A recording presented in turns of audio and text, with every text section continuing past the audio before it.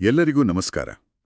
ಇವತ್ತು ನಾವು ಕರ್ಕಾಟಕ ರಾಶಿಯ ಬಗ್ಗೆ ನೀಡಿರುವ ಕೆಲವು ಆಕರಗಳನ್ನು ಆಳವಾಗಿ ನೋಡೋಣ. ಇದನ್ನ ಕೇವಲ ಒಂದು ತಿಂಗಳ ಜಾತಕ ಅಂತ ಅನ್ಕೊಂಡ್ರೆ ಬಹುಶಃ ತಪ್ಪಾಗುತ್ತೆ. ಹೌದು. ಯಾಕಂದ್ರೆ ಇದರಲ್ಲಿ ಮಹಾಶಿವರಾತ್ರಿ, ಸೂರ್ಯಗ್ರಹಣ ಮತ್ತೆ ಪಂಚಗ್ರಹ ಕೂಟ ಇವೆಲ್ಲ ಒಟ್ಟೊಟ್ಟಿಗೆ ಬರ್ತಿರೋದ್ರಿಂದ ಕರ್ಕಾಟಕ ರಾಶಿಯವರ ಜೀವನದಲ್ಲಿ ಇದೊಂದು ನಿರ್ಣಾಯಕ ತಿರುವಾಗಬಹುದು ಅಂತ ಈ ಆಕರಗಳು ಹೇಳ್ತವೆ. ಸೊ ನಮ್ಮ ಇವತ್ತಿನ ಉದ್ದೇಶ ಏನಂದ್ರೆ ಆಕಾಶದಲ್ಲಿ ಆಗ್ತಿರೋ ಈ ಬದಲಾವಣೆಗಳು ನಿಜವಾಗಿ ಅವರ ಜೀವನದ ಮೇಲೆ ಹೇಗೆ ಪರಿಣಾಮ ಬೀರಬಹುದು ಅನ್ನೋದನ್ನ ಅರ್ಥ ಮಾಡಿಕೊಳ್ಳೋದು. ಬನ್ನಿ ಶುರು ಮಾಡೋಣ. ಖಂಡಿತ. ನೀವು ಹೇಳಿದ್ದು ತುಂಬಾ ಸರಿ. ಇದನ್ನೊಂದು ಸಾಮಾನ್ಯ ಗ್ರಹ ಬದಲಾವಣೆ ಅಂತ ಹೇಳಕ್ಕಾಗೋದೇ ಇಲ್ಲ. ಯಾಕಂದ್ರೆ ಈ ಆಕರಗಳಲ್ಲಿ ತುಂಬಾ ಸ್ಪಷ್ಟವಾಗಿ ಉಲ್ಲೇಖಿಸಿರೋದು 8ನೇ ಮನೆಯಲ್ಲಿ ನಡೀತಿರೋ ಒಂದು ದೊಡ್ಡ ಸಂಗಮ. 8ನೇ ಮನೆ? ಹೌದು. ಜ್ಯೋತಿಷ್ಯದಲ್ಲಿ 8ನೇ ಮನೆ ಅಂದ್ರೆ ಆಯುಷ್ಯ, ಸಂಕಷ್ಟ, ಹಠಾತ್ ಘಟನೆಗಳು, ಗುಪ್ತ ವಿಷಯಗಳು ಹೀಗೆಲ್ಲ ಹೇಳ್ತಾರೆ. ಅಂತಹ ಒಂದು ಸೂಕ್ಷ್ಮ ಜಾಗದಲ್ಲಿ ಸೂರ್ಯ, ಬುಧ, ಶುಕ್ರ, ಮಂಗಳ ಮತ್ತು ರಾಹು ಅಂದ್ರೆ 5 ಗ್ರಹಗಳು. 5 ಪ್ರಬಲ ಗ್ರಹಗಳು. ಎಕ್ಸಾಕ್ಟ್ಲಿ. ಬೇರೆ ಬೇರೆ ಸ್ವಭಾವದ 5 ಪ್ರಬಲ ಗ್ರಹಗಳು ಒಟ್ಟಿಗೆ ಸೇರ್ತಿವೆ. ಇದನ್ನ ಹೇಗೆ ಅಂದ್ರೆ 5 ಶಕ್ತಿಶಾಲಿ ವ್ಯಕ್ತಿಗಳನ್ನ ಒಂದು ಚಿಕ್ಕ ರೂಮ್ನಲ್ಲಿ ಕೂಡಿ ಹಾಕಿದ ಹಾಗೆ. ಓ, ಹಾಗಾದ್ರೆ ಸಹಜವಾಗಿ ಅಲ್ಲಿ ಒತ್ತಡ ಜಾಸ್ತಿ ಆಗತ್ತೆ. ಅದೇ, ಈ ಆಕರಗಳಲ್ಲಿ ಇದನ್ನೇ ಒತ್ತಿ ಹೇಳಿರೋದು. ಇದು ಕೇವಲ ಮಾನಸಿಕ ಒತ್ತಡ ಅಲ್ಲ, ಬದಲಾಗಿ ಆರ್ಥಿಕವಾಗಿ ಮತ್ತು ದೈಹಿಕವಾಗಿಯೂ ಇದರ ಪರಿಣಾಮ ಇರುತ್ತೆ ಅಂತ. ನೀವು ಹೇಳಿದ ಹಾಗೆ 5 ಗ್ರಹಗಳು ಒಂದೇ ಕಡೆ, ಅದರಲ್ಲೂ 8ನೇ ಮನೆಯಲ್ಲಿ ಅಂದಾಗ ಕೇಳಕ್ ಸ್ವಲ್ಪ ಗಂಭೀರವಾಗಿಯೇ ಇದೆ. ಆದರೆ ಇದೇ ಸಮಯದಲ್ಲಿ ಮಹಾಶಿವರಾತ್ರಿ ಬರ್ತಿದೆ. ಅದು ಒಂದು ಕಡೆ ದೈವಿಕ ಆಶೀರ್ವಾದದ ಸೂಚನೆ. ಹೌದು. ಇನ್ನೊಂದು ಕಡೆ ಅಮಾವಾಸ್ಯೆಯ ಜೊತೆಗಿನ ಸೂರ್ಯಗ್ರಹಣ ಒಂದು ಎಚ್ಚರಿಕೆ ಗಂಟೆ ಬಾರಿಸ್ತಿದೆ. ಇದು ಸ್ವಲ್ಪ ಗೊಂದಲಕಾರಿ ಅಲ್ವಾ? ಒಂದೇ ಸಲಕ್ಕೆ ಆಶೀರ್ವಾದ ಮತ್ತು ಎಚ್ಚರಿಕೆ ಎರಡನ್ನೂ ಹೇಗೆ ನೋಡ್ಬೇಕು? ಬಹಳ ಒಳ್ಳೆ ಪ್ರಶ್ನೆ. ಆಕ್ಚುಲಿ ಈ ಆಕರಗಳ ಪ್ರಕಾರ ಇದೇ ಈ ಸಮಯದ ಅತಿ ದೊಡ್ಡ ಪರೀಕ್ಷೆ. ಈ ದ್ವಂದ್ವ ಪ್ರಭಾವ ಇದೆಯಲ್ಲ, ಇದೇ ಒಂದು ರೀತಿ ಕರ್ಕಾಟಕ ರಾಶಿಯವರ ಭಾವನಾತ್ಮಕ ಸ್ಥಿರತೆಯನ್ನ ಟೆಸ್ಟ್ ಮಾಡುತ್ತೆ. ಮಹಾಶಿವರಾತ್ರಿಯ ಆಧ್ಯಾತ್ಮಿಕ ಶಕ್ತಿ ಒಂದು ಕಡೆ ಧೈರ್ಯ, ಭಕ್ತಿ, ಆಂತರಿಕ ಶಾಂತಿಯನ್ನ ಜಾಸ್ತಿ ಮಾಡಿದ್ರೆ, ಇನ್ನೊಂದು ಕಡೆ ಗ್ರಹಣ. ಹೌದು. ಇನ್ನೊಂದು ಕಡೆ ಸೂರ್ಯಗ್ರಹಣವು ನಮ್ಮ ಮನಸ್ಸಿನ ಆಳದಲ್ಲಿರೋ ಭಯ, ಅನುಮಾನ ಮತ್ತೆ ಇಲ್ಲಿಯವರೆಗೆ ಮುಚ್ಚಿಟ್ಟಿದ್ದ ವಿಷಯಗಳನ್ನ ಹೊರಗೆ ತರಬಹುದು. ಆಕಾರದಲ್ಲಿ ಒಂದು ಮಾತು ಹೇಳಿದ್ದಾರೆ, ಸಂಪೂರ್ಣವಾಗಿ ನಂಬಿದ್ದ ವ್ಯಕ್ತಿಯಿಂದಲೇ ಒಂದು ಸಣ್ಣ ನಿರಾಸೆ ಉಂಟಾಗಬಹುದು ಅಂತ. ಇದರರ್ಥ ಅವರು ಕೆಟ್ಟವರು ಅಂತ ಅಲ್ಲ, ಆದರೆ ಗ್ರಹಣದ ಪ್ರಭಾವದಿಂದ ಸಣ್ಣ ವಿಷಯಗಳು ಕೂಡ ದೊಡ್ಡದಾಗಿ ಕಾಣಿಸಬಹುದು. ಅಂದ್ರೆ ಇದು ಭಾವನಾತ್ಮಕವಾಗಿ ತುಂಬಾ ಸೂಕ್ಷ್ಮವಾದ ಸಮಯ ಅಂತಾಯ್ತು. ಒಂದು ಸಣ್ಣ ಮಾತು ಕೂಡ ದೊಡ್ಡ ತಪ್ಪು ತಿಳುವಳಿಕೆಗೆ ಕಾರಣ ಆಗಬಹುದು. ಖಂಡಿತ. ಅದಕ್ಕಾಗಿಯೇ ಆಕಾರದಲ್ಲಿ ಹೇಳೋದು, ಇದು ಭಾವನೆಗಳಿಗೆ ಹೆಚ್ಚು ಬೆಲೆ ಕೊಟ್ಟು ರಿಯಾಕ್ಟ್ ಮಾಡುವ ಸಮಯವಲ್ಲ, ಬದಲಾಗಿ ಪ್ರತಿಯೊಂದು ನಿರ್ಧಾರಕ್ಕೂ ಮುನ್ನ, ಪ್ರತಿಯೊಂದು ಮಾತಿಗೂ ಮುನ್ನ ಯೋಚನೆ ಮಾಡಬೇಕಾದ ಸಮಯ. ಸರಿ. ಇಲ್ಲಿ ಇನ್ನೊಂದು ಇಂಟ್ರೆಸ್ಟಿಂಗ್ ವಿಷಯ ಇದೆ. ಆಕಾರದಲ್ಲಿ ಹೇಳಿರೋ ಪ್ರಕಾರ ಈ ಸೂರ್ಯಗ್ರಹಣ ಭಾರತದಲ್ಲಿ ಕಾಣಿಸಲ್ಲ. ಓ, ಹಾಗಾದ್ರೆ ನಮ್ಗೇನೂ ಆಗಲ್ಲ ಅಂತ ಅನ್ಕೋಬಹುದಾ? ಅದೇ ತಪ್ಪು. ಹಾಗೆ ಅನ್ಕೋಬಾರ್ದು.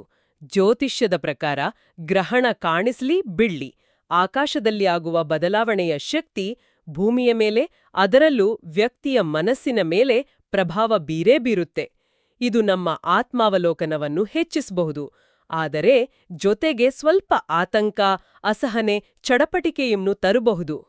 ಭಾವನೆಗಳನ್ನೇ ಹಿಡಿತದಲ್ಲಿ ಇಟ್ಕೊಳ್ಳೋದು ಇಷ್ಟು ಕಷ್ಟ ಅಂದ್ಮೇಲೆ ದೇಹದ ಆರೋಗ್ಯದ ಕಥೆ ಏನು? ಯಾಕಂದ್ರೆ 8ನೇ ಮನೆಯಲ್ಲಿ ಮಂಗಳ ಮತ್ತೆ ರಾಹು, ಈ ಎರಡೂ ಗ್ರಹಗಳ ಸಂಯೋಗ ಇದೆ ಅಂತ ಹೇಳಿದ್ರಿ. ಇವೆರಡರ ಹೆಸರು ಕೇಳಿದ್ರೇನೆ ಜನ ಸ್ವಲ್ಪ ಭಯಪಡ್ತಾರೆ. ಆರೋಗ್ಯದ ಮೇಲೆ ಇದರ ಪರಿಣಾಮ ಹೇಗಿರುತ್ತೆ? ಹೌದು. ಆರೋಗ್ಯದ ವಿಷಯದಲ್ಲಿ ಈ ಆಕರಗಳು ಬಹಳ ಸ್ಪಷ್ಟವಾದ ಎಚ್ಚರಿಕೆಯನ್ನೇ ನೀಡಿವೆ. ಇದರ ಉದ್ದೇಶ ಭಯಪಡಿಸುವುದಲ್ಲ, ಜಾಗರೂಕರಾಗಿರಲು ಪ್ರೇರೇಪಿಸುವುದು. ಮಂಗಳ ಗ್ರಹ ನಮ್ಮ ದೇಹದಲ್ಲಿ ರಕ್ತ, ಮೂಳೆ, ಸ್ನಾಯುಗಳಿಗೆ ಸಂಬಂಧಿಸಿದ್ದು. ಹೌದು. ರಾಹು ಒಂದು ರೀತಿ ಹಠಾತ್ ಅಥವಾ ನಿಗೂಢ ಘಟನೆಗಳಿಗೆ ಕಾರಣಕರ್ತ. ಇವರಿಬ್ಬರೂ 8ನೇ ಮನೆಯಲ್ಲಿ ಸೇರಿದಾಗ ಹಠಾತ್ ಆರೋಗ್ಯ ಸಮಸ್ಯೆಗಳು, ಸಣ್ಣ ಗಾಯಗಳು ಅಥವಾ ದೇಹದಲ್ಲಿ ನೋವು ಕಾಣಿಸಿಕೊಳ್ಳುವ ಸಾಧ್ಯತೆಗಳ ಬಗ್ಗೆ ಆಕರದಲ್ಲಿ ಉಲ್ಲೇಖಿಸಲಾಗಿದೆ. ನಿರ್ದಿಷ್ಟವಾಗಿ ಯಾವ ತರಹದ ಸಮಸ್ಯೆಗಳ ಬಗ್ಗೆ ಹೇಳಿದ್ದಾರೆ? ಮುಖ್ಯವಾಗಿ ಮೂಳೆ ನೋವು, ಸ್ನಾಯು ಸೆಳೆತ ಅಥವಾ ಜೀರ್ಣಾಂಗ ವ್ಯವಸ್ಥೆಯಲ್ಲಿನ ತೊಂದರೆಗಳ ಬಗ್ಗೆ ಪ್ರಸ್ತಾಪ ಮಾಡಿದ್ದಾರೆ. ಆಕರದಲ್ಲಿ ಒಂದು ಮುಖ್ಯವಾದ ಮಾತಿದೆ, ದೇಹ ನೀಡುವ ಸಣ್ಣ ಸೂಚನೆಗಳನ್ನು ನಿರ್ಲಕ್ಷಿಸಬೇಡಿ ಅಂತ. ಅಂದ್ರೆ ಒಂದು ಸಣ್ಣ ತಲೆನೋವು, ಸುಸ್ತು ಅಥವಾ ಅಜೀರ್ಣವನ್ನೂ ಏನೂ ಆಗಲ್ಲ, ಆಮೇಲೆ ಸರಿ ಹೋಗುತ್ತೆ ಅಂತ ಸುಮ್ಮನಾಗ್ಬೇಡಿ. ತಕ್ಷಣ ಗಮನ ಕೊಡಿ. ಯಾಕಂದ್ರೆ ಈ ಸಮಯದಲ್ಲಿ ಸಣ್ಣ ಕಿಡಿ ಕೂಡ ದೊಡ್ಡ ಬೆಂಕಿಯಾಗುವ ಸಾಧ್ಯತೆ ಇರುತ್ತೆ.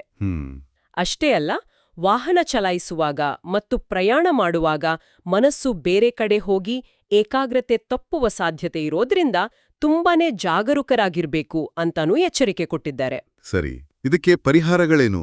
ಬರೀ ಎಚ್ಚರಿಕೆಗಳಷ್ಟೇನಾ ಅಥವಾ ಏನಾದ್ರೂ ಮಾಡಬಹುದಾ? ಖಂಡಿತವಾಗಿಯೂ ಪ್ರಾಯೋಗಿಕ ಪರಿಹಾರಗಳಿವೆ. ಜ್ಯೋತಿಷ್ಯ ಅಂದ್ರೆ ಬರೀ ಭವಿಷ್ಯ ಅಲ್ಲ, ಅದು ಜೀವನ ಶೈಲಿಯ ಮಾರ್ಗದರ್ಶನ ಕೂಡ ಹೌದು ಅಲ್ವಾ? ನಿಜ. ಈ ಆಕರಗಳಲ್ಲಿ ಹೇಳುವಂತೆ ಈ ಸಮಯದಲ್ಲಿ ನಮ್ಮ ಆಹಾರ ಮತ್ತು ನಿದ್ರೆಯೇ ಔಷಧಿಯಂತೆ ಕೆಲಸ ಮಾಡ್ತವೆ. ಸಮಯಕ್ಕೆ ಸರಿಯಾಗಿ ತಿನ್ನುವುದು, ಆದಷ್ಟು ಮನೆಯಲ್ಲೇ ತಯಾರಿಸಿದ ಲಘು ಆಹಾರ ಸೇವಿಸುವುದು, ಸಾಕಷ್ಟು ನೀರು ಕುಡಿಯುವುದು ಮತ್ತು ರಾತ್ರಿ ಪೂರ್ತಿ ನಿದ್ರೆ ಮಾಡುವುದು ಸಿದ್ರೆ ಸಾಕು, ಅರ್ಧದಷ್ಟು ಸಮಸ್ಯೆಗಳನ್ನ ದೂರ ಇಡಬಹುದು. ತಡರಾತ್ರಿವರೆಗೂ ಎಚ್ಚರವಾಗಿರುವುದು ಮತ್ತು ಹೊರಗಿನ ಜಂಕ್ ಫುಡ್ ತಿನ್ನುವುದನ್ನು ಸಂಪೂರ್ಣವಾಗಿ ಕಡಿಮೆ ಮಾಡುವುದು ಬಹಳ ಮುಖ್ಯ. ದೇಹದ ಬಗ್ಗೆ ಇಷ್ಟೆಲ್ಲ ಕಾಳಜಿ ವಹಿಸಬೇಕು ಅಂದ್ಮೇಲೆ ಅದಕ್ಕೆ ಆರ್ಥಿಕ ಸ್ಥಿತಿ ಕೂಡ ಚೆನ್ನಾಗಿರ್ಬೇಕಲ್ಲ. ಆದರೆ ನೀವು ಕೊಟ್ಟಿರೋ ಸೋರ್ಸ್ನಲ್ಲಿರೋ ಒಂದು ಲೈನ್ ನನ್ನ ಗಮನ ಸೆಳೆಯಿತು. ಆರ್ಥಿಕ ಪರಿಸ್ಥಿತಿಯು ಬೆಂಕಿಯ ಮೇಲೆ ಇಂಧನ ಸುರಿದಂತೆ ಭಾಸವಾಗಬಹುದು ಅಂತ. ಇದರ ಅರ್ಥವೇನು? ಕೇಳೋಕೆ ಸ್ವಲ್ಪ ಭಯಾನಕವಾಗಿದೆ. ಹೌದು, ಆ ರೂಪಕದ ಅರ್ಥ ಬಹಳ ಆಳವಾಗಿದೆ. ಬೆಂಕಿಯ ಮೇಲೆ ಇಂಧನ ಅಂದ್ರೆ ಈಗಾಗ್ಲೇ ಇರುವ ಸಣ್ಣಪುಟ್ಟ ಖರ್ಚುಗಳಿಗೆ ನಿರೀಕ್ಷಿಸದ ದೊಡ್ಡ ಖರ್ಚುಗಳು ಬಂದು ಸೇರಿಕೊಳ್ಳುವುದು. ಒಂದರ ಮೇಲೆ ಒಂದು. ಎಕ್ಸಾಕ್ಟ್ಲಿ. ಉದಾಹರಣೆಗೆ, ಮಕ್ಕಳ ಸ್ಕೂಲ್ ಫೀಸ್ ಕಟ್ಬೇಕು ಅನ್ಕೊಂಡಿರ್ತೀವಿ. ಅದೇ ಸಮಯಕ್ಕೆ ಮನೆಯಲ್ಲಿ ಯಾವುದೋ ಒಂದು ಎಲೆಕ್ಟ್ರಾನಿಕ್ ವಸ್ತು ಕೆಟ್ಟೋಗ್ಬಹುದು, ಅಥವಾ ಹಠಾತ್ತಾಗಿ ಯಾವುದೋ ಒಂದು ಹಳೆಯ ಬಿಲ್ ಪಾವತಿಸಬೇಕಾಗಿ ಬರಬಹುದು. ಹೀಗೆ ಒಂದರ ಮೇಲೊಂದು ಖರ್ಚುಗಳು ಬಂದಾಗ ಕೈಯಲ್ಲಿರೋ ಹಣ ವೇಗವಾಗಿ ಕರಗುತ್ತೆ. ಇದರಿಂದಾಗಿ ಬರ್ಬೇಕಾಗಿದ್ದ ಹಣ ಕೂಡ ನಿಂತೋಗ್ಬೋದು. ಹೌದು, ಕೊನೆ ಕ್ಷಣದಲ್ಲಿ ಕೈತಪ್ಪಿ ಹೋಗಬಹುದು, ಅಥವಾ ಕೊಟ್ಟ ಮಾತನ್ನು ಉಳಿಸಿಕೊಳ್ಳಲು ಕಷ್ಟವಾಗಬಹುದು. ಅಂದ್ರೆ ಹಣದ ಹರಿವಿನ ಮೇಲೆ ಕಂಟ್ರೋಲ್ ತಪ್ಪುವ ಸಾಧ್ಯತೆ ಇದೆ ಅಂತಾಯ್ತು. ಇದು ಬಿಸ್ನೆಸ್ ಮಾಡುವವರಿಗೆ ಹೇಗೆ ಪರಿಣಾಮ ಬೀರಬಹುದು? ಉದ್ಯಮಿಗಳಿಗೆ ಇದು ತಾಳ್ಮೆಯ ಪರೀಕ್ಷೆಯ ಸಮಯ ಅಂತ ಆಕರದಲ್ಲಿ ಸ್ಪಷ್ಟವಾಗಿ ಹೇಳಿದ್ದಾರೆ. ಅವರು ಹಾಕಿದ ಶ್ರಮಕ್ಕೆ ತಕ್ಷಣದ ಫಲಿತಾಂಶ ಕಾಣಿಸದೇ ಇರಬಹುದು. ಒಂದು ದೊಡ್ಡ ಆರ್ಡರ್ ಬರುವ ನಿರೀಕ್ಷೆಯಲ್ಲಿರ್ತಾರೆ, ಆದರೆ ಅದು ಕೊನೆ ಕ್ಷಣದಲ್ಲಿ ಮುಂದಕ್ಕೆ ಹೋಗಬಹುದು. ಆಗ ಹತಾಶರಾಗುವುದು ಸಹಜ. ಹೌದು, ಆದರೆ ಆಕರದಲ್ಲಿ ಒಂದು ಸುಂದರವಾದ ಮಾತು ಹೇಳಿದೆ: ಬೀಜ ಬಿತ್ತಿದ ತಕ್ಷಣ ಅದು ಮೊಳಕೆ ಆಗೋದಿಲ್ಲ, ಅದಕ್ಕೆ ಸಮಯ ಮತ್ತು ತಾಳ್ಮೆ ಬೇಕು. ಹಾಗಾಗಿ ಈ ಸಮಯದಲ್ಲಿ ಹೊಸ ಸಾಹಸಗಳಿಗೆ ಕೈ ಹಾಕುವ ಬದಲು ಇರುವುದನ್ನು ಉಳಿಸಿಕೊಳ್ಳುವುದರ ಕಡೆಗೆ ಹೆಚ್ಚು ಗಮನ ಹರಿಸಬೇಕು. ಹಾಗಾದ್ರೆ ಹಣಕಾಸಿನ ವಿಷಯದಲ್ಲಿ ತೆಗೆದುಕೊಳ್ಳಬೇಕಾದ ಕಟ್ಟುನಿಟ್ಟಿನ ಎಚ್ಚರಿಕೆಗಳೇನೇನಿವೆ? 3 ಪ್ರಮುಖ ನಿಯಮಗಳನ್ನ ಆಕರದಲ್ಲಿ ಒತ್ತಿ ಹೇಳಿದ್ದಾರೆ. 1. ಈ ಸಮಯದಲ್ಲಿ ಹೊಸ ಸಾಲಗಳನ್ನು ತೆಗೆದುಕೊಳ್ಳುವುದನ್ನು ಆದಷ್ಟು ಅವಾಯ್ಡ್ ಮಾಡಿ. ಓಕೆ. ವ್ಯವಹಾರಗಳು ಅಂದ್ರೆ ಶೇರ್ ಮಾರ್ಕೆಟ್ನಲ್ಲಿ ದೊಡ್ಡ ರಿಸ್ಕ್ ತೆಗೆದುಕೊಳ್ಳುವುದು ಅಥವಾ ಲಾಟರಿಯಂತಹ ವಿಷಯಗಳಲ್ಲಿ ಹಣ ಹಾಕೋಕೆ ಇದು ಖಂಡಿತವಾಗಿಯೂ ಸರಿಯಾದ ಸಮಯವಲ್ಲ. ಅಂದ್ರೆ ಸ್ಥಿರತೆಗೆ ಮೊದಲ ಆದ್ಯತೆ. ಹೌದು, ಸದ್ಯಕ್ಕೆ ಡಿಫೆನ್ಸಿವ್ ಆಗಿ ಆಡೋದು ಜಾಣ್ತನ. ಹಣಕಾಸಿನ ಒತ್ತಡ, ಆರೋಗ್ಯದ ಚಿಂತೆ ಇವೆರಡೂ ಇದ್ದಾಗ ಸಹಜವಾಗಿಯೇ ಮನೆಯಲ್ಲಿ ಮತ್ತು ಹೊರಗಡೆ ಸಂಬಂಧಗಳಲ್ಲಿ ಮಾತುಕತೆ ಸ್ವಲ್ಪ ಹೆಚ್ಚು ಕಮ್ಮಿ ಆಗುತ್ತೆ. ಸಂವಹನದ ಬಗ್ಗೆ ಆಕರದಲ್ಲಿ ಏನಾದರೂ ನಿರ್ದಿಷ್ಟ ಸಲಹೆಗಳಿವ್ಯಾ? ಯಾಕಂದ್ರೆ ಬುಧಗ್ರಹ ಕೂಡ 8ನೇ ಮನೆಯಲ್ಲಿದೆ ಅಂತ ಹೇಳಿದ್ರಿ. ಬುಧ ಅಂದ್ರೆ ಮಾತು, ಕಮ್ಯುನಿಕೇಶನ್ ಅಲ್ವಾ? ಖಂಡಿತ. ಬುಧ 8ನೇ ಮನೆಯಲ್ಲಿದ್ದಾಗ ನಾವು ಯಾವ ಉದ್ದೇಶದಿಂದ ಮಾತಾಡ್ತೀವೋ ಅದು ಬೇರೆಯವರಿಗೆ ಬೇಡದೇ ರೀತಿಯಲ್ಲಿ ಅರ್ಥವಾಗೋ ಸಾಧ್ಯತೆ ಇರುತ್ತೆ. ಆಕರದಲ್ಲಿ ಇದನ್ನೇ ಹೇಳಿರೋದು. ತಮಾಷೆಯಾಗಿ ಹೇಳಿದ ಮಾತು ಕೂಡ ಇತರರಿಗೆ ಚುಚ್ಚಿದಂತೆ ನೋವುಂಟು ಮಾಡಬಹುದು ಅಂತ. ನಾವು ತಮಾಷೆ ಮಾಡಿದ್ದೇವೆ ಅನ್ಕೊಂಡಿರ್ತೀವಿ, ಆದ್ರೆ ಕೇಳುಗರ ಮನಸ್ಥಿತಿ ಸರಿಯಿಲ್ಲದಿದ್ರೆ ಅದು ದೊಡ್ಡ ಜಗಳಕ್ಕೆ ಕಾರಣವಾಗಬಹುದು. ಮಾತಿನಲ್ಲಿ ಮೃದುತ್ವ ಮತ್ತು ಸ್ವರದಲ್ಲಿ ಶಾಂತಿ ಬೇಕು. ಬಹಳ ಮುಖ್ಯ. ಈ ತಿಂಗಳು ಇದು ಬಹಳ ಮುಖ್ಯವಾಗುತ್ತೆ. ಇದು ಕೇವಲ ಫ್ರೆಂಡ್ಸ್ ಜೊತೆಗಿನ ಸಂಭಾಷಣೆಗೆ ಸೀಮಿತವಾ ಅಥವಾ ಕುಟುಂಬದ ಸಂಬಂಧಗಳ ಮೇಲೂ ಪರಿಣಾಮ ಬೀರುತ್ತಾ? ವಿಶೇಷವಾಗಿ ಕುಟುಂಬದ ಸಂಬಂಧಗಳ ಮೇಲೆ ಹೆಚ್ಚು ಪರಿಣಾಮ ಬೀರುವ ಸೂಚನೆಗಳಿವೆ. ಮುಖ್ಯವಾಗಿ ಸಂಗಾತಿಯೊಂದಿಗೆ ಅಥವಾ ತಾಯಿಯ ಕಡೆಯ ಸಂಬಂಧಿಕರೊಂದಿಗೆ ಅನಗತ್ಯ ವಾದವಿವಾದಗಳು ಉಂಟಾಗಬಹುದು. ಹಳೆಯ, ಈಗಾಗಲೇ ಮುಗಿದು ಹೋದ ವಿಷಯಗಳು ಮತ್ತೆ ಚರ್ಚೆಗೆ ಬಂದು ಮಾತು ಬೆಳೆದು ಮನಸ್ತಾಪಕ್ಕೆ ಕಾರಣವಾಗಬಹುದು. ಅದಕ್ಕೆ ಪರಿಹಾರ? ಅದಕ್ಕಾಗಿಯೇ ಆಕರದಲ್ಲಿ ಒಂದು ಅತ್ಯುತ್ತಮ ಸಲಹೆ ನೀಡಿದ್ದಾರೆ. ಕೆಲವೊಮ್ಮೆ ಮೌನವೇ ಉತ್ತಮ ಪರಿಹಾರ. ಪ್ರತಿಯೊಂದಕ್ಕೂ ತಕ್ಷಣ ರಿಯಾಕ್ಟ್ ಮಾಡೋ ಬದಲು ಒಂದು ಕ್ಷಣ ಸುಮ್ನಿದ್ದು ಒಂದು ಸ್ಟೆಪ್ ಹಿಂದೆ ಇಟ್ಟು ಯೋಚಿಸಿದ್ರೆ ಮುಂದೆ ಆಗಬಹುದಾದ ದೊಡ್ಡ ಜಗಳವನ್ನು ತಪ್ಪಿಸಬಹುದು.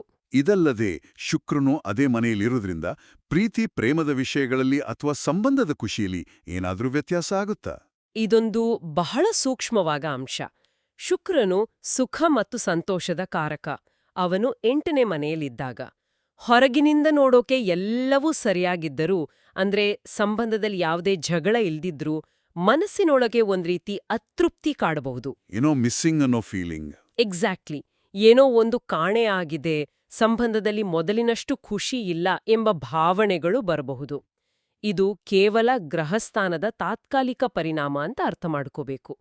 ಈ ಭಾವನೆಯನ್ನ ಸಂಗಾತಿ ಮೇಲೆ ಹಾಕೋ ಬದಲು ಇದು ನಮ್ಮೊಳಗಿನ ತಾತ್ಕಾಲಿಕ ಬದಲಾವಣೆ ಅಂತ ತಿಳಿದುಕೊಂಡ್ರೆ ಸಂಬಂಧವನ್ನ ಕಾಪಾಡ್ಕೋಬಹುದು. ಇಷ್ಟೆಲ್ಲ ಸವಾಲುಗಳನ್ನ ಕೇಳಿದ್ಮೇಲೆ ಕರ್ಕಾಟಕ ರಾಶಿಯವರಿಗೆ ಸ್ವಲ್ಪ ಧೈರ್ಯ ಕಮ್ಮಿ ಆಗ್ಬಾದು. ಇದು ಪರೀಕ್ಷೆ ಸಮಯ ಅನ್ನೋದು ಅರ್ಥ ಆಗುತ್ತೆ. ಆದರೆ ನಿಮ್ಮ ಸೋರ್ಸು ಬರೀ ಸಮಸ್ಯೆಗಳನ್ನೇ ಹೇಳಿಲ್ಲ, ಖಂಡಿತ ಪರಿಹಾರಗಳನ್ನು ಕೊಟ್ಟಿದೆ ಅಲ್ವಾ? ಕತ್ತಲೆ ಇದ್ರೆ ಬೆಳಕು ಇದೆ ಅಂತ. ಖಂಡಿತವಾಗಿಯೂ. ಜ್ಯೋತಿಷ್ಯದ ಉದ್ದೇಶವೇ ಅದು. ಕೇವಲ ಸಮಸ್ಯೆ ಹೇಳಿ ಭಯಪಡಿಸುವುದಲ್ಲ, ಅದ್ರಿಂದ ಹೊರಬರಲು ದಾರಿ ತೋರಿಸುವುದು. ಈ ಆಕಾರಗಳಲ್ಲಿ ಮಹಾಶಿವರಾತ್ರಿ ಮತ್ತು ಸೂರ್ಯಗ್ರಹಣದ ಸಮಯವನ್ನು ಒಂದು ಆಧ್ಯಾತ್ಮಿಕ ಶಕ್ತಿಯನ್ನ ಹೆಚ್ಚಿಸಿಕೊಳ್ಳುವ ಅತ್ಯುತ್ತಮ ಅವಕಾಶ ಅಂತ ಬಣ್ಣಿಸಲಾಗಿದೆ. ಅಂದ್ರೆ ಭಯದ ಬದಲು ಭಕ್ತಿಯಿಂದ ಸ್ವೀಕರಿಸಬೇಕು. ಹೌದು. ಭಕ್ತಿಯಿಂದ ಮತ್ತು ಶ್ರದ್ಧೆಯಿಂದ ಈ ಸಮಯವನ್ನು ಸ್ವೀಕರಿಸಿದ್ರೆ ಇದೇ ಗ್ರಹಗಳು ನಮಗೆ ಧೈರ್ಯ ಮತ್ತು ಶಕ್ತಿಯನ್ನು ನೀಡುತ್ತವೆ ಅಂತ ಹೇಳಲಾಗಿದೆ. ಹಾಗಾದರೆ ಆಕಾರಗಳಲ್ಲಿ ಉಲ್ಲೇಖಿಸಲಾದ ನಿರ್ದಿಷ್ಟ ಪರಿಹಾರ ಕ್ರಮಗಳು ಯಾವುವು? ಕೆಲವು ಸರಳವಾದ ಅದರ ಬಹಳ ಶಕ್ತಿಶಾಲಿಯಾದ ಪರಿಹಾರಗಳನ್ನು ಸೂಚಿಸಲಾಗಿದೆ. ಮೊದಲನೆಯದಾಗಿ ಮಂತ್ರಪಠಣ. ಓಂ ನಮಃ ಶಿವಾಯ. ಹೌದು. ಆ ಪಂಚಾಕ್ಷರಿ ಮಂತ್ರ ಮನಸ್ಸಿಗೆ ಅದ್ಭುತವಾದ ಶಾಂತಿಯನ್ನು ನೀಡುತ್ತೆ. ಅದರಲ್ಲೂ ಶಿವರಾತ್ರಿಯ ದಿನ ಇದನ್ನು ಪಠಿಸುವುದು ಬಹಳ ಶ್ರೇಷ್ಠ. ಎರಡನೆಯದಾಗಿ ದೇವತಾ ಪೂಜೆ. ರಾಹುಕೇತುಗಳ ದೋಷ ನಿವಾರಣೆಗೆ ಸುಬ್ರಹ್ಮಣ್ಯ ಸ್ವಾಮಿಯ ಪೂಜೆ ಮಾಡುವುದು ಮತ್ತು ಸಾಧ್ಯವಾದರೆ ಸುಬ್ರಹ್ಮಣ್ಯ ದಂಡಕಂ ಅಥವಾ ಭುಜಂಗಂ ಸ್ತೋತ್ರವನ್ನು ಪಠಿಸುವುದು ಗ್ರಹದೋಷಗಳ ತೀವ್ರತೆಯನ್ನು ಕಡಿಮೆ ಮಾಡುತ್ತದೆ. ದೈವಿಕ ಪರಿಹಾರಗಳ ಜೊತೆಗೆ ನಾವು ನಮ್ಮ ಕಡೆಯಿಂದ ಮಾಡಬಹುದಾದ ಬೇರೆ ಏನಾದರೂ ಪರಿಹಾರಗಳಿವ್ಯಾ? ಖಂಡಿತ. ಮೂರನೆಯ ಪರಿಹಾರವೇ ದಾನ. ಗ್ರಹಣದ ಸಮಯದಲ್ಲಿ ಬಡವರಿಗೆ ಅಥವಾ ನಿರ್ಗತಿಕರಿಗೆ ಆಹಾರ ನೀಡುವುದು ಅಥವಾ ನಿಮ್ಮ ಕೈಲಾನಷ್ಟು ದಾನ ಮಾಡುವುದು ಸಕಾರಾತ್ಮಕ ಕರ್ಮಫಲಗಳನ್ನು ಹೆಚ್ಚಿಸುತ್ತದೆ. ನಾಲ್ಕನೆಯದಾಗಿ ಪ್ರಕೃತಿ ಸೇವೆ. ಒಂದು ಸಣ್ಣ ಗಿಡವನ್ನು ನೆಡುವುದು ಅಥವಾ ಪ್ರಾಣಿ ಪಕ್ಷಿಗಳಿಗೆ ನೀರು ಆಹಾರ ಇಡುವುದು ಕೂಡ ಬ್ರಹ್ಮಾಂಡದ ಶಕ್ತಿಯೊಂದಿಗೆ ನಮ್ಮನ್ನು ಸಂಪರ್ಕಿಸುತ್ತದೆ. ಸರಿ. ಮತ್ತು ಕೊನೆಯದಾಗಿ ನಂಬಿಕೆ. ಆಕಾರದಲ್ಲಿ ಸರ್ವ ಕಾರ್ಯಸಿದ್ಧಿ ತಾಯಿತವನ್ನು ಧರಿಸುವುದರ ಬಗ್ಗೆ ಉಲ್ಲೇಖವಿದೆ. ಇಲ್ಲಿ ತಾಯಿತ ಕೇವಲ ಒಂದು ವಸ್ತುವಲ್ಲ, ಅದು ನಮ್ಮ ಆತ್ಮವಿಶ್ವಾಸವನ್ನು ಹೆಚ್ಚಿಸುವ ಒಂದು ಸಾಧನ. ನಮ್ಮ ಮೇಲೆ ನಂಬಿಕೆ ಇದ್ದರೆ ಅದೇ ಒಂದು ದೊಡ್ಡ ರಕ್ಷಾ ಕವಚದಂತೆ ಕೆಲಸ ಮಾಡುತ್ತದೆ. ಅದ್ಭುತ. ಹಾಗಾದರೆ ಒಟ್ಟಾರೆಯಾಗಿ ಹೇಳುವುದಾದರೆ ಕರ್ಕಾಟಕ ರಾಶಿಯವರಿಗೆ ಇದು ತಾಳ್ಮೆ, ಸಹಿಷ್ಣುತೆ ಮತ್ತು ಧೈರ್ಯವನ್ನು ಪರೀಕ್ಷಿಸುವ ಒಂದು ತಿಂಗಳು. ಆರೋಗ್ಯ, ಹಣಕಾಸು ಮತ್ತು ಸಂವಹನ ಈ 3 ಕ್ಷೇತ್ರಗಳಲ್ಲಿ ಜಾಗರೂಕತೆ ಮತ್ತು ಎಚ್ಚರಿಕೆಯೇ ಅವರ ರಕ್ಷಣಾತ್ಮಕ ಗುರಾಣಿ ಅಂತ ಹೇಳಬಹುದು. ಹೌದು. ಮತ್ತು ಎಲ್ಲಕ್ಕಿಂತ ಮುಖ್ಯವಾಗಿ ನೆನಪಿಡಬೇಕಾದ ವಿಷಯವೆಂದರೆ ಆಕಾಶದಲ್ಲಿ ಕಪ್ಪು ಮೋಡಗಳು ಶಾಶ್ವತವಾಗಿ ನಿಲ್ಲುವುದಿಲ್ಲ. ನಿಜ. ಅವು ಬರುತ್ತವೆ, ಹೋಗುತ್ತವೆ. ಹಾಗೆಯೇ ಈ ಗ್ರಹಗಳ ಸ್ಥಾನವೂ ಕೂಡ ತಾತ್ಕಾಲಿಕ. ಈ ತಿಂಗಳ ಅಂತ್ಯದವರೆಗೆ ತಾಳ್ಮೆಯಿಂದ, ಎಚ್ಚರಿಕೆಯಿಂದ ಇದ್ರೆ ಸಾಕು, ಪರಿಸ್ಥಿತಿಗಳು ಖಂಡಿತವಾಗಿಯೂ ಸುಧಾರಿಸುತ್ತವೆ. ಖಂಡಿತ. ಈ ಚರ್ಚೆಯನ್ನು ಮುಗಿಸೋ ಮೊದಲು ಕೇಳುಗರು ಆಲೋಚಿಸಲು ಒಂದು ಅಂತಿಮ ಚಿಂತನೆಯನ್ನು ಬಿಟ್ಟು ಹೋಗೋಣ. ಖಂಡಿತ. ನಾವೆಲ್ಲರೂ ಈ ಸಮಯವನ್ನು ಕೇವಲ ಗ್ರಹಗಳ ಸವಾಲು ಅಂತ ನೋಡುವ ಬದಲು ಇದನ್ನೊಂದು ಅವಕಾಶವಾಗಿ ನೋಡಬಹುದೇ? ಹೇಗೆ? ಕರ್ಕಾಟಕ ರಾಶಿಯವರ ಸಹಜ ಗುಣವೇ ಧೈರ್ಯ ಮತ್ತು ಕುಟುಂಬಕ್ಕಾಗಿ ನಿಲ್ಲುವ ಸ್ಥೈರ್ಯ. ಬಹುಶಃ ಈ ಪರೀಕ್ಷೆಯು ಅವರ ಆ ಸಹಜ ಗುಣಗಳನ್ನು ಮರುಶೋಧಿಸಲು, ತಮ್ಮ ಆಂತರಿಕ ಶಕ್ತಿಯನ್ನು ಅರಿಯಲು ಬಂದಿರುವ ಒಂದು ಅವಕಾಶವಿರಬಹುದೇ?